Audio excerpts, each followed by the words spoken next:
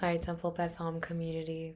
It's Rabbi Laura, and I'm honored to share a little Torah with you this week as communities around the world mark Transgender Day of Remembrance, a day when we pause to honor transgender individuals whose lives were cut short by violence and hatred.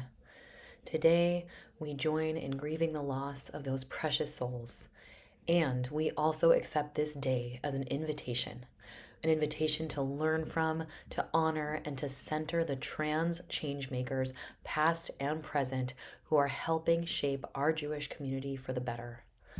At Temple Beth Am, we know that every person is created B'Tselem Elohim in the image of the divine, unique and utterly irreplaceable.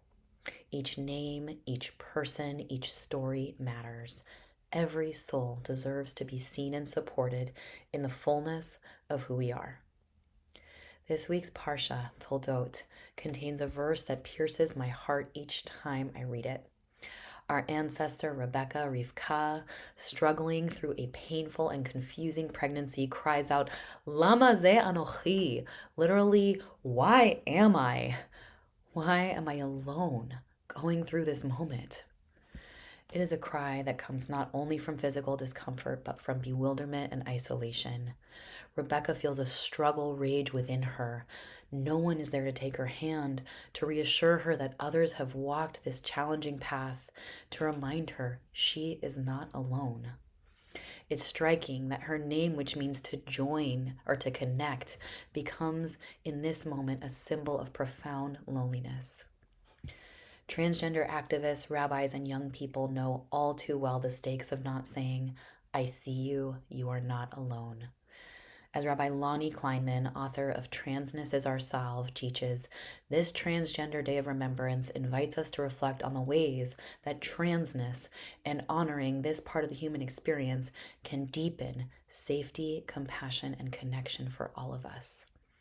Together we can ask, how does my community connect me more deeply to my body, to the fullness of my identity, to the people I love and trust, and to the truth of every person's inherent worth and dignity? And as your rabbi, I want to say so clearly, if you are struggling to be seen in your identity, you are not alone. You are home here. May the day come soon when all of us can live without fear and when each one of us can feel the joy of living as our truest selves. This is also a reminder to join us for an extraordinary Shabbat coming up on December 6th, a Shabbat of learning with Farah, the only yeshiva in the country dedicated to empowering queer and trans people to expand Torah and tradition through the spiritual practice of Talmud study. That may seem like a lot, it may seem a little intimidating, but I promise this learning is for everyone. And it brings us one step closer to a Judaism which all of us can belong to, one step closer to a more just and healed world.